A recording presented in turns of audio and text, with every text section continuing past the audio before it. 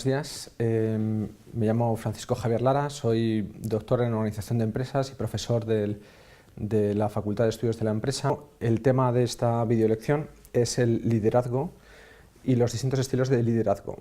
En el primer estilo de liderazgo, que es la dirección por tareas, que se remonta a la escuela de Taylor y Fayol, la teoría mecanicista, el conocimiento se centra sobre todo en la tarea, en el proceso que se ha de realizar. Por lo tanto, el sujeto pasivo, en ese estilo de liderazgo, adquiere un carácter más de subordinación, como subordinado. En función de las órdenes que le den el líder o el jefe, va a desarrollar una determinada actitud, que aquí en este caso va a ser fundamentalmente reactiva. En función de la orden, voy a hacer o no hacer lo que me indican.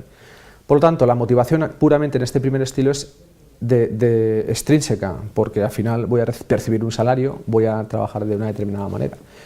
Y así la aptitud que se desarrolla es lo que se denomina así también Cardona en el 2001, como talento dependiente, porque depende del tipo de órdenes que me den, el resultado va a ser o no ético o va a ser o no correcto. La acción, por lo tanto, va a estar centrada en el cumplimiento de las órdenes que me den y el resultado es lo que se llama los resultados de mínimos, que es una de las teorías que también está muy de actualidad, que es la ética de mínimos, que se queda en lo más básico. La evaluación de ese tipo de órdenes va a estar fundamentalmente basada en la prueba-error y finalmente esa prueba-error nos va a dar como consecuencia que modifiquemos las órdenes inicialmente dadas. Como ven ustedes, así se puede completar el círculo del modelo de gestión del talento. Un segundo nivel de estilo de liderazgo o de dirección es la dirección por objetivos o el Management by Objectives, que tuvo mucha influencia a partir de los años 50 y 60 con la escuela de Peter Drucker, que centra el conocimiento de la dirección en el objetivo, en los objetivos que marca la empresa, el equipo o los individuos. Esos objetivos, en el segundo estilo directivo, pueden ser incluso determinados por el propio trabajador, con lo cual la interpretación que suscita en el sujeto pasivo es mucho más de profesionalidad, puesto que yo puedo decidir hasta cierta medida qué objetivos me marco y por lo tanto conseguir o no mayores resultados. La actitud que deriva de ese estilo de dirección es claramente proactiva, puesto que yo, en función de del interés individual o del equipo o de la organización, voy a marcar mayores o menores objetivos. Y como ven, la motivación es doble. Sigue habiendo una motivación extrínseca, fundamentalmente salarial, pero aparece una motivación intrínseca que es la del desarrollo personal. Por lo tanto, en este tipo de estilo directivo, el talento que se desarrolla o la aptitud que se desarrolla es lo que se llama el talento independiente. Es un modelo clásico de las grandes empresas multinacionales americanas, ¿no? O de las grandes consultorías que funcionan mucho por objetivos. La acción de la persona va a estar centrada sobre todo en el éxito, pero en concreto en el éxito personal, y los resultados serán los pactados inicialmente según los objetivos. De esta manera, la evaluación de este estilo directivo se va a basar mediante la comparación, el benchmarking. En función de lo que otras empresas hagan o de los objetivos que marquen otras empresas, vamos a poder pagar por encima, por debajo del mercado, en función de los percentiles que muchas empresas, como por ejemplo Watson Wyatt o Hay Group, determinan para luego pagar en función de determinadas bandas salariales. Esta benchmarking, esta comparación va a hacer que se modifiquen o no a su vez los objetivos inicialmente, con lo cual cerraríamos de nuevo el ciclo del modelo de gestión del talento. Pero aparece un tercer estilo de dirección, que es el que me quiero centrar aquí, que es la dirección por misiones, o el liderazgo centrado en la misión. Es un estilo completamente distinto a lo que habitualmente estamos hablando y aunque suene un poquito raro, muchas empresas, tanto españolas como internacionales, lo están adoptando. Es verdad que tiene su origen en la cultura asiática más bien, como por ejemplo con Sony o con Toshiba, pero empresas españolas, por ejemplo Endesa, pues también están adoptando ese estilo de dirección. La misión aparece como el elemento más prioritario o el principal. Por lo tanto, definir cuál es la misión es lo que va a costar más en un primer estado o estadio. La misión es en lo que se centra el conocimiento de la empresa y se podría definir como la razón de ser de la empresa. Es un concepto un tanto abstracto, pero que se debe definir luego de manera muy específica, muy concreta. Una empresa dirigida por misiones genera en las personas que trabajan en ese tipo de empresa una interpretación de pertenencia, de cooperación, de miembro de un equipo. Por lo tanto, la actitud es cooperativa. Ya trabajo por una misión, ya no solo por unos objetivos o hacer unas tareas muy bien, con mucha perfección técnica, sino por una misión mayor, ¿no? Y de esta manera aparece la tercera motivación, que es la motivación trascendente. Tiene que haber motivación extrínseca, tiene que haber motivación intrínseca, pero aparece la motivación trascendente. Entendida fundamentalmente como contribución a un bien superior al individual o al de un equipo, ¿no? O sea, ¿cuál es el sentido que tiene una empresa, ¿no? ¿En qué contribuye una empresa al bien de una sociedad, ¿no? Por lo tanto, aquí en ese tipo de empresas o de organizaciones se desarrolla lo que se llama el talento interdependiente. Hasta cierto punto depende de uno mismo de manera individual, pero también depende del equipo y finalmente de la misión de la organización. Por otro lado, tenemos la acción en ese tipo de empresas va a estar centrada fundamentalmente en cómo puedo mejorar la organización. Y de esta manera los resultados que se consiguen son de máximos, incluso por encima del 100%. Y la evaluación, en este caso, va a estar fundamentalmente centrada en la contribución y el desarrollo. Cómo puedo contribuir al desarrollo de la misión de la empresa. Pues bien, esta teoría, que parece así un poco general, me gustaría glosarla con un ejemplo, y sería el caso en que ustedes, por ejemplo, estuvieran trabajando en una empresa que le permitieran, en un primer momento, cobrar el salario que ustedes decidieran. Imagínense que llegáramos a una entrevista de trabajo y nos dijeran: vas a cobrar el salario que tú quieras, tienes aquí el cheque en blanco, firma y pon lo que quieres cobrar.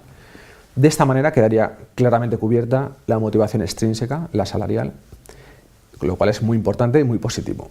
Pero pasemos a una segunda fase y ahora pasemos al contenido del trabajo. Imagínense que te dicen que además de cobrar lo que tú quieras cobrar, vas a hacer, tu trabajo va a consistir en aquello que tú quieres hacer, lo que tú haces mejor. Imaginemos que a mí lo que se me da mejor es pintar. Pues me voy a dedicar a pintar cuadros todos los días para una empresa o a hacer diseños gráficos, ¿no?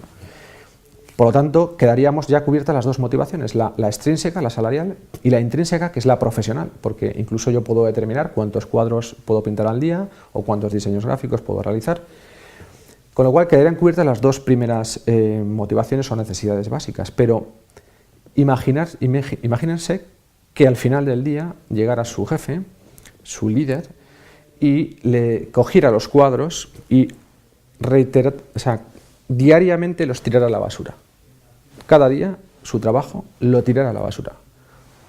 Quizá algunos de ustedes puedan pensar que bueno, pues mientras me paguen lo que yo quiero y hago lo que yo quiero, pues con esto estaría satisfecho. Pero esto, sinceramente, si lo pensáramos en frío, podríamos hacerlo durante una temporada, quizá más larga o más corta, pero a largo plazo, con visión estratégica, no tendría sentido. Mi trabajo no tendría sentido. Es la motivación trascendente. ¿Para qué sirve mi trabajo? Si no sirve para nada, quizá haya gente que pueda aguantar mucho tiempo o menos tiempo, pero al final no tendría sentido. Por eso es importante la definición de la misión y ver de qué manera mi trabajo contribuye al bien común de la empresa. Esto es importante porque si han existido varias teorías y varios enfoques de la dirección de empresas, y como por ejemplo el enfoque centrado en la dirección estratégica, y en ese sentido la dirección estratégica, que aporta mucho valor para la dirección de empresas, y aunque inicialmente la estrategia se dirige a largo plazo, la realidad es que los planes estratégicos, en cuanto que definen objetivos estratégicos concretos, muchas veces se centran más bien en el medio y en el corto plazo que en el largo plazo. Por ejemplo, el Balance Scorecard o el cuadro de mando integral nos da indicadores financieros y no financieros para medir la gestión de las empresas, pero al final lo que estamos buscando, y sobre todo la dirección de la empresa, busca los resultados a corto plazo. Se ha visto pues, que siendo interesante el enfoque, la práctica a veces pierde su sentido. El enfoque centrado en la misión trata de hacer participada a todos los miembros de la organización el sentido de su trabajo, con lo cual resulta, aunque un poquito más etérea inicialmente, mucho más práctica en el largo plazo.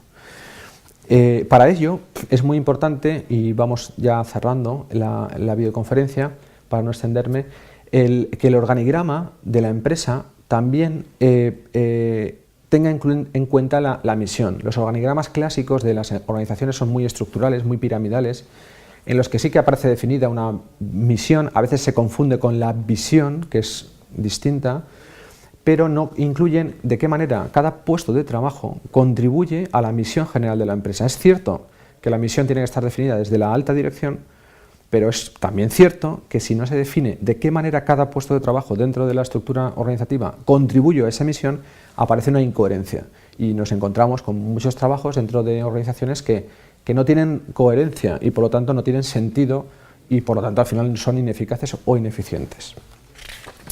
Voy terminando ya simplemente señalando algo muy práctico, y es cómo podemos desarrollar este liderazgo centrado en la misión con 3 conceptos básicos.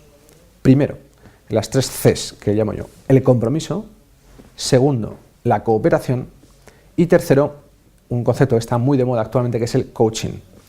Cuando hablamos de compromiso, lo primero, sobre todo pensando en el líder, es que el compromiso solamente existe en cuanto que el líder acepta y asume el compromiso con la misión de la organización, o sea, la asume como propia. Por eso dicen Robbins, entre otros autores, que es necesario que los líderes se comprometan con las misiones de su responsabilidad, implicándose personalmente. El compromiso es necesario empezando por el líder. Tiene que creérselo, tiene que creerse el sentido de la misión de su organización. Si no existe el compromiso de la dirección, del liderazgo, mejor no utilizar ese estilo de liderazgo. Segundo, cooperación. Otra frase muy contundente, pero que es verdad, o sea, como un templo, es que cuando falta o falla la cooperación, no es porque la gente no quiera cooperar, sino porque no hay motivos para cooperar, porque no damos motivos o razones para cooperar. Por eso, para cooperar, tiene que haber motivos, es decir, tiene que haber un sentido, una razón por la cual la gente coopera. Solamente se coopera cuando hay un sentido de misión, si no, no hay cooperación, lo que hay es interés o hay ambición. Y en tercer lugar, el coaching. El coaching, y aquí voy a remitirme a una frase de Tom Peters, que es muy interesante, la dice en inglés, pero traduciéndola básicamente sería: coaching es apoyar al desarrollo de los colaboradores. Y para eso la pregunta que hace Tom Peters es: ¿qué he hecho yo como líder, como directivo, en las últimas 24 horas, específicamente, y remarca esta palabra, específicamente para los demás, por los demás, sin esperar nada a cambio? ¿Cuánto tiempo he dedicado yo en mis últimas 24 horas para hacer algo exclusivamente para desarrollar a los demás? Porque si no existe este tiempo dedicado a los demás, en el trabajo diario no existe coaching real, no existe desarrollo real de los trabajadores. Bien, de manera resumida, pero creo que los resultados finales son increíbles, no solamente porque incrementamos lógicamente el compromiso, el sentido de pertenencia, mejoramos lógicamente la cooperación, sino que también se mejoran otras cosas como la comunicación, la motivación, y en consecuencia, como está demostrado, un aumento de la satisfacción y la motivación implica, por ejemplo, una reducción del absentismo laboral y, en definitiva, un incremento de la productividad, tanto individual de los trabajadores como de la empresa en su conjunto final.